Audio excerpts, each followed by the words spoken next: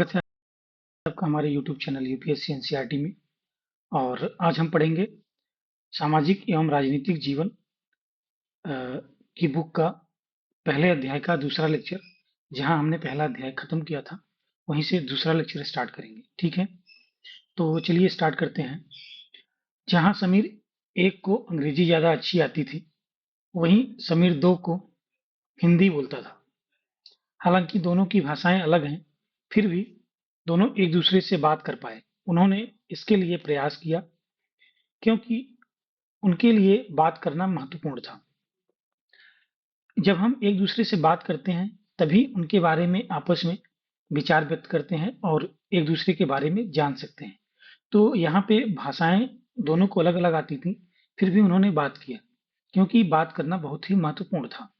समीर एक और समीर दो की धार्मिक एवं सांस्कृतिक पृष्ठभूमियां अलग-अलग हैं। जहाँ समीर एक हिंदू रिलीजन से है, वहीं समीर दो मुसलमान है, जैसा कि मैंने आपको पहले ही लेक्चर में बता दिया था। और दोनों में दोस्ती हुई क्योंकि दोनों दोस्ती करना चाहते थे। खान-पान, पहनावा, धर्म, भाषा खान-पान, पहनावा, धर्म, भाषा आदि की ये भिन्नताएं विविधता के पहलू हैं। विविधता के मुख्य पहलू क्या हैं? खान-पान, पहनावा, धर्म, भाषा। अपनी विविध धार्मिक और सांस्कृतिक पृष्ठभूमियों के अलावा समीर एक और समीर दो कई अन्य मामलों में एक दूसरे से अलग थे। अब यहाँ पे ये एक कॉलम है, इसमें देखिए क्या लिखा हुआ है कि उन त्योहार की सूची बनाइए जो हो सकता है कि समीर एक और समीर दो मनाते हों। जैसे समीर एक क्या था? हिंदू समाज का था, हिंदू रिलीजन से बिलोंग करता था, तो वह दीपावली मनाएगा, होली मनाएगा। और समीर दो मुस्लिम रिलीजन से रिलेशन था, तो वह ईद मनाएगा, बकरीद मनाएगा। तो इस तरह से हम यहाँ पे कैटेगराइज कर सकते हैं। ठीक है, और अगर थोड़ी भी स्पीड ज़्यादा हो तो हमें आप कमेंट करके बताइएगा, हम नेक्स्ट लेक्चर में इसे स्लो करेंगे। और अगर कहीं पे भी त्रुटि हो रही हो तो उसे हमें आप कमेंट करके ज़रूर बताइए। अब आइए हम देखते हैं कि उदाहरण के लिए समीर एक ने स्कूल में पढ़ाई की थी, जबकि समीर दो अखबार बेचता था। यहाँ पे एक पढ़ाई करता है, दूसरा अखबार बेचता है। ये दोनों की फाइनेंशियल कंडीशन और परिस्थितियां बताती हैं कि दोनों में कितना डिफरेंस था। समीर दो को स्कूल जाने का मौका ही नहीं मिला। आपने संभवतः अपने इलाके में ऐसे कई लोगों को देखा होगा जो गरीब हैं और जिनकी भोजन, घर, कपड़े की जरूरत भी पूरी नहीं हो पाती। अतः यह फर्क उस फर्क से अलग है जिसके बारे में हमने पहले पढ़ा है, यानी विविधता। और इस फर्क में डिफरेंस है। यह विविधता का रूप नहीं है, बल्कि एक गैर बराबरी का रूप है। जो गैर बराबरी का रूप है, उसे एक अमीर वर्ग और एक गरीब वर्ग, यहाँ पे दोनों समानताएं नहीं है, इसे विविधता नहीं कहेंगे।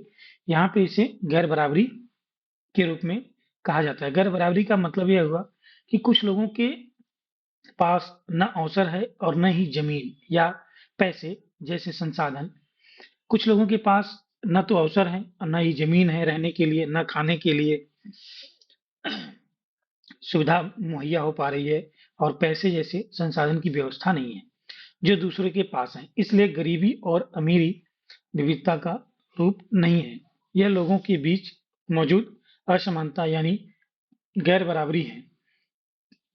इसी तरह एक और अव्यवस्था है समाज में, जाति व्यवस्था असमानता का एक और उदाहरण है। इस व्यवस्था में समाज को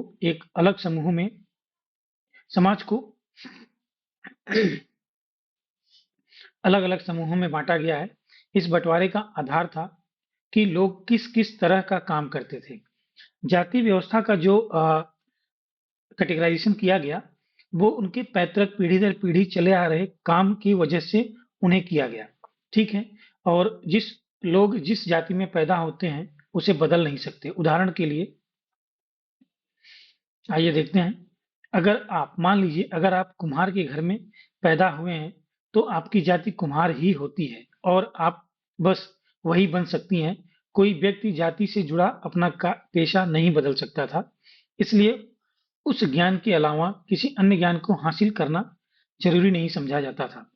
इससे गैर बराबरी पैदा हुई और इस बारे में हम अगले पाठ में पढ़ेंगे। जैसे कि देखिए, गैर बराबरी पैदा होने का मुख्य कारण यही था कि जैसे जो कुम्हार था, उसका बेटा कुम्हार ही बने, उसका परिवार उसी अपने पैतृक बिजनेस को आगे बढ़ाए। जो टेलर है, वो टेलर का ही अपने बेटे को सिखाए, और इस तरह से वे दिन पे दिन शिक्षा से दूर होते चले गए।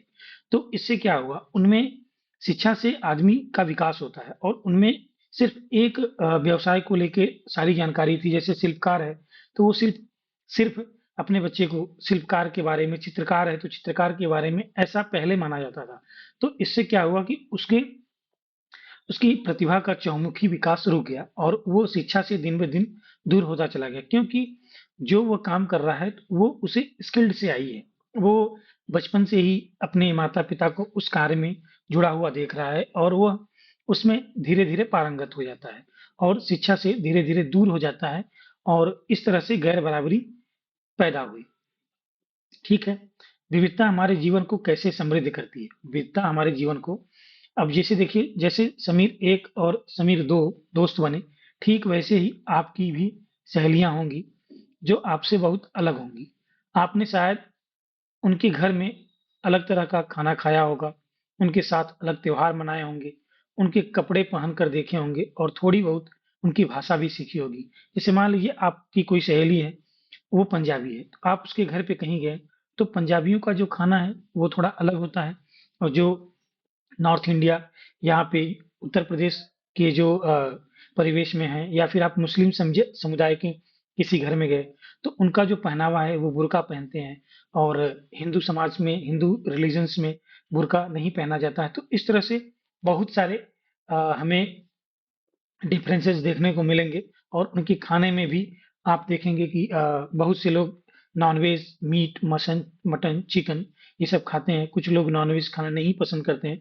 तो इस तरह से हम एक अ, वर्गीकृत बना सकते हैं। ठीक है। अब यहाँ पे देखिए, सूची बनाइए कि आपने भारत के अलग-अलग प्रांत में कौन-कौन से व्यंजन खाए। अपनी मातृभाषा के अलावा उन भाषाओं की भी सूची बनाइए जिनके आप कुछ शब्द भी जानती हैं। जैसे मान लीजिए, पश्चिम बंगाल में बांग्ला बोली जाती है, उसके बाद पंजाब में पंजाबी बोली जाती है, और ये हिमाचल वाला जो प्रांत है वहाँ पे पहाड़ी लैंग्वेज बोली जाती है। तो इस तरह से केरला में जो है वो मलयालम, तमिल, कन्नड़, इस तरह के जो साउथ इंडियंस स्टेट हैं, वहाँ पे अलग-अलग उनके खान-पान, सब इस तरह की डिफरेंसेस देखने को मिलते हैं। ठीक है। अ, आपको शायद तरह-तरह के जानवरों, रानियों, साहसिक घटनाओं या भूतों की कहानियाँ पसंद होगी। संभव है कि आपको खुद कहानी बनाना भी पसंद होगा। एक अच्छी कहानी पढ़ने से हमेशा खुशी मिलती है। उसको पढ़कर और ज़्यादा कहानियाँ बनाने के लिए नए-नए विचार मिलते हैं, और इस तरह से लोग एक-दूसरे कहानियाँ लिखते हैं और उनकी विभिन्न स्रोतों को खोजते हैं। कुछ लोग जंगल के जानवरों के नज़दीक रहें, और उन्होंने जानवरों की दोस्ती व लड़ाइयों के बारे में कहानियाँ लिखी, जिसे आप देख सकते हैं। आज के समय में हम इसे वाइल्ड लाइफ फोटोग्राफर कहते हैं, जो चिड़ियाघर और सेंचुरीज में वे जानवरों की फोटो को अपलोड करते हैं आजकल सोशल मीडिया पे। उनकी एक-एक मूवमेंट को वो कैप्चर करते हैं, तो वहाँ से उन्हें कहानियाँ लिखने का एक प्रेरणा मिलता है। ठीक है। कुछ अन्य लोगों ने राजा-रानियों के वृत्तांत, पुराने ज़माने में जब हमारी दादी-नानी कहानियाँ सुनाती थीं, तो उनकी हर कहानी में एक राजा और एक रानी का वृत्तांत होता था, और उसे धीरे-धीरे फिर जाके उन्हें वो सुनाते थे। ठीक है। इस तरह के सम्मान के किस्से लिखे। कुछ ने अपने जीवन, बचपन की यादों में गोते लगाए। स्कूल और दोस्तों की मधुर यादों से निकाल कर कुछ साहस की कहानियाँ भी लिखी। कुछ लोग क्या हैं, जो रचनाकार हैं, वो अपने साथ जो जीवन में उनके कुछ ऐसे मित्र थे, जिनके बारे में उन्होंने वहाँ से कुछ कहानियों को उठाया और फिर उससे एक कहानियाँ लिखी। जैसे अभी आप रिसेंट में देख सकते हैं, 12th फेल एक नॉवेल है, उसपे अभी हाल ही में एक मूवी भी बनी है। तो वहाँ पे एक दोस्त अपने दूसरे दोस्त के जीवन की कहानी पूरी लिखता है, कैसे वो एक गरीब परिवार से आके और यूपीएससी की एग्ज़ाम्स को क्लियर करता है, उसके संघर्ष की कहानी है। तो इस तरह से कहानियाँ समाज से और परिवार से, दोस्तों से के बीच से निकलती हैं और उन्हें एक सही शब्द में पिरो दिया जाता है। ठीक है? इस तरह से कहानियाँ बनती हैं। कल्पना कीजिए जिनकी कहानियाँ आपने सुनी या पढ़ी, उन सभी कहानीकारों या कहानी सुनाने वालों को ऐसी जगह पर रहना पड़े जहाँ लोग केवल 2 ही रंग के कपड़े पहनते हों, लाल एवं सफ़ेद। एक तरह का खाना खाते हों, शायद आलू। ये एक इमेजिनरी हाइपोथेसिस तैयार की जा रही है। समान रूप से केवल 2 पशु-पक्षी को पालते हों, उदाहरण के लिए हिरन और कौवा। और केवल सांप सीढ़ी खेल से अपना मनोरंजन करते हो, तो मतलब इनका जीवन कितना रिस्ट्रिक्टेड हो गया और इस पे हमें कहानी लिखनी है। ठीक है? तो इस तरह से आप किस तरह की कहानी लिख पाएंगे, इस पे आप विचार कीजिए। मान लीजिए कि आप एक चित्रकार हैं या कहानीकार हैं जो इस जगह पर रहती हैं और ऐसी जगह के जीवन पर एक कहानी लिखिए या चित्र बनाइए। ठीक है? अब आइए हम बात करते हैं भारत में विविधता। भारत में विविधता की कैसी बात है, किस बात पे डिपेंड करता है भारत की विविधता। भारत विविधताओं का देश है। हम विभिन्न भाषा बोलते हैं। भारत विविधताओं का देश है, ये हम क्यों ऐसा कहते हैं? तो आइए हम इसे थोड़े पीछे चलते हैं और देखते हैं। जैसे कि भारत को हम उत्तर भारत, दक्षिण भारत और पश्चिम भारत और पूर्वी भारत में डिवाइड करें, तो उत्तर भारत का क्षेत्र जो है वो कश्मीर और पंजाब का क्षेत्र है, तो वहाँ पे बहुत ही ठंड पड़ती है। और दक्षिण भारत का क्षेत्र जो है वो कोस्टल एरिया है, वहाँ पे पूरे साल भर तापमान अ, समान रहता है और थोड़ा ही वेरिएशन आता है। और वहाँ पे जो लोगों की बोली है, केरल जो कन्नड़, केरल के लोग मलयालम, तमिल के लोग तमिलनाडु के लोग तमिल बोलते हैं। और उनके खान पान, रहन सहन, उनके विचार में सब में आपको विभिन्नता देखने को मिलेगा। तो इसलिए और पूर्वी भारत के लोग जो हैं वे बंगाल, उड़ीसा, नॉर्थ ईस्ट के लोग जो हैं वो उनका एक अलग तरीका है। तो इस तरह से भारत को विविधताओं का देश कहा जाता है। हम विभिन्न भाषाएं बोलते हैं, विभिन्न प्रकार के खाना खाते हैं, अलग-अलग त्योहार मनाते हैं और भिन्न-भिन्न धर्मों का पालन करते हैं। लेकिन गहराई से सोचें तो वास्तव में हम एक ही तरह की चीज़ें करते हैं और केवल हमारे करने के तरीके अलग-अलग होते हैं। अब जैसे क्या है, हम खाना खाते हैं, तो इसमें क्या है, भाई भूख लगेगी तो खाना खाने के लिए हम भोजन को खोजेंगे। तो वहाँ पे क्या होता है, भौगोलिक परिस्थितियों के अनुसार वहाँ पे हम भोजन के वैरायटी को चूज़ करते हैं। अब जैसे जो नॉर्थ इंडियन है, वो स्पाइसी फूड खाते हैं, लेकिन जो साउथ इंडियन है वो फर्मेंटेड फूड जैसे इडली, डोसा, वड़ा, सांभर इन सब से खाते हैं। तो यहाँ पे इस तरह के डिफरेंसेस देखने को मिलेंगे। तो आइए एक ये कॉलम दिया गया है, इस पे हम बात करते हैं। भारत के लोग विविध तरीकों से नीचे लिखे काम करते हैं और यहाँ उनमें से एक तरीका बताया गया है और 2 तरीके आप लिखिए। जैसे प्रार्थना, इबादत। जैसे हिंदू हिंदू रिलीजन्स में प्रार्थना या इबादत को भक्ति या गीत गाना कहते हैं। यहाँ पे अगर हम मुस्लिम रिलीजन में जाएंगे तो यहाँ पे नमाज या अजान या कव्वाली, भक्ति गीत की जगह कव्वाली यहाँ पे पेश की जाती हैं। और हम ईसाई धर्म में जाएंगे तो यहाँ पे प्रेयर करते हैं और वो इंग्लिश गाने सुनना पसंद करते हैं। वे इंग्लिश इंग्लिश गाने सुनना पसंद करते हैं। इस तरह से हुआ शादी, अगर हम एक जो होती है कोर्ट मैरिज से होती है और मुस्लिम समाज में इसे निकाह कहते हैं, हिंदू समाज में इसे विवाह कहते हैं और इंग्लिश जो ईसाई वर्ग है उसे यहाँ पे मैरिज बोला जाता है। अब विभिन्न प्रकार के कपड़े पहनना, जैसे मणिपुर की औरतें पैंट पहनती हैं, उत्तर भारत के लोग जो है धोती कुर्ता, महिलाएं साड़ियाँ पहनती हैं और जो कश्मीर के लोग हैं वे ओवरकोट पहनते हैं क्योंकि वहाँ पे ठंडी पूरे साल भर पड़ती है। और जो साउथ इंडियंस हैं वे अ, वे एकदम परंपरागत अपने कपड़े, साड़ियाँ और पुरुष जो हैं वो धोती और व्हाइट कपड़े पहनना पसंद करते हैं। इस तरह से अब हम किसी का अभिवादन या सम्मान, जैसे किसी से पहली बार जब मिलते हैं तो उसे हम कैसे उसको अभिवादित करते हैं। तो यहाँ पे नॉर्थ इंडिया में नमस्कार या नमस्ते कर बोलते हैं। झारखंड में इस एक दूसरे को जोहार कहते हैं, गले मिलते हैं। और मुस्लिम में इसे वालेकुम सलाम या आधा आप कहते हैं जब आने जाने लगते हैं। तो इस तरह से देखिए कितना ज़्यादा डिफरेंस मिल रहा है, उसके बाद भी हम एक दूसरे से कनेक्टेड हैं, जुड़े हुए हैं। यही हमारी भारत की विविधता का सबसे बड़ा यही स्वरूप है। अब जैसे चावल का पकाना, मीट या सब्जी डालकर बिरयानी पकाना, अमूमन नॉनवेज जो खाते हैं इस तरह से उनका यूज करते हैं। साउथ इंडियन जो है वो चावल को इडली और डोसा के रूप में यूज करते हैं। तो इस तरह से हम इसे प्रयोग कर सकते हैं। ठीक है, आइए आगे बढ़ते हैं। हम विविधता को कैसे समझें? हम विविधता को कैसे समझें? अगली हेडिंग है, करीब दो सवा 200 वर्ष पहले जब रेल, हवाई जहाज, बस और कार हमारे जीवन का हिस्सा नहीं थे, तब भी लोग संसार के एक भाग से दूसरे भाग की यात्रा करते थे। वे पानी के जहाज में, घोड़े या ऊंट पर बैठकर जाते थे या पैदल चलकर। अक्सर ये यात्राएं खेती और बसने के लिए, नई जमीन की तलाश या फिर व्यापार के लिए की जाती थी। चूंकि यात्रा में बहुत समय लगता था, इसलिए लोग नई जगह पर अक्सर काफी लंबे समय तक ठहर जाते थे। इसमें क्या था, पहले 200 साल पहले अगर आप देखेंगे तो उस समय रेल सेवा, हवाई जहाज, बस इन सब का आविष्कार नहीं हुआ था। तो लोग एक जगह से दूसरी जगह जाने के लिए या तो पानी वाले जहाज जो कि बहुत स्लो चलते थे और एक जगह से दूसरी जगह जाने में बहुत महीने, साल लग जाते थे।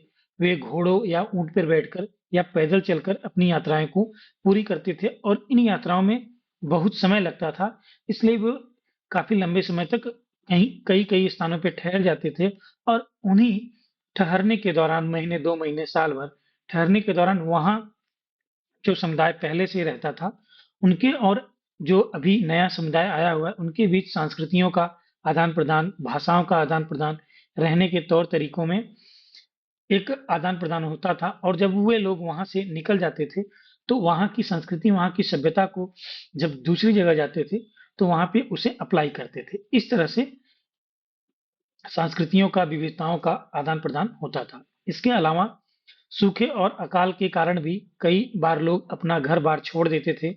उन्हें जब पेट भरकर खाना नहीं मिलता था, तो वे नई जगह जाकर बस जाते थे और कुछ लोग काम की तलाश में, कुछ युद्ध के कारण घर छोड़ देते थे। उस समय में युद्ध एक राजा अपनी सीमा बढ़ाने के लिए सिर्फ युद्ध का सहारा लेता था, तो इस दरमियान युद्ध भी बहुत होते थे और युद्ध के डर से बहुत सारे लोग अपना जो पैतृक निवास स्थान रहता था, उसे छोड़ के दूसरी जगह की तलाश में चले जाते थे। लोग नई जगह भी बसना शुरू करते थे, उनके रहन-सहन में थोड़ा बदलाव आ जाता था।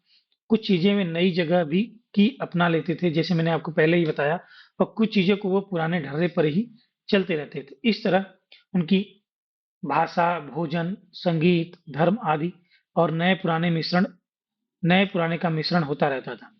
उनकी संस्कृति और नई जगह की संस्कृति में आदान-प्रदान होता था और धीरे-धीरे वे मिश्रित यानी मिली-जुली संस्कृति उभर के एक नई सभ्यता विकसित होती थी। अलग-अलग क्षेत्रों के इतिहास देखें तो हमें पता चलेगा कि किस तरह विभिन्न सांस्कृतिक प्रभावों ने वहाँ के जीवन और संस्कृति के आकार में योगदान किया है। किस तरह से कई क्षेत्रों का विशिष्ट इतिहास के कारण हम विविधता संपन्न हो जाते हैं। इसमें हम आपको एक कहानी बताते हैं। जैसे देखिए, जब ये चीज़ हम इतिहास में पढ़ेंगे, जब तुर्की लोग भारत में पश्चिमी भारत से आक्रमण किए, तो वे उत्तर भारत यानी लगभग महाराष्ट्र तक वो गए।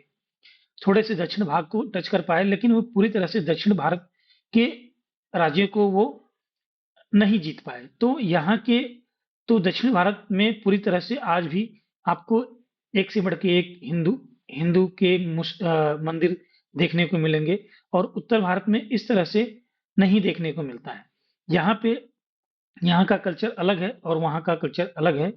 तो इस तरह से अभी आज हम इसी पे रखते हैं और इसके बाद हम नेक्स्ट लेक्चर में देखेंगे और इसमें जो भी कमेंट्स हों, कुछ अगर करेक्शन करना हो तो आप हमें बताइए और हमारे चैनल यूपीएससी एनसीईआरटी को लाइक करिए, सब्सक्राइब करिए और ज़्यादा से ज़्यादा लोगों को शेयर करिए और आपका प्यार ऐसे ही बना रहेगा तो हम वीडियो ऐसे शेयर करते बनाते रहेंगे और इस तरह से हम आपसे कहना चाहेंगे कि हमारे चैनल को प्रमोट करिए। बहुत बहुत धन्यवाद आपका। और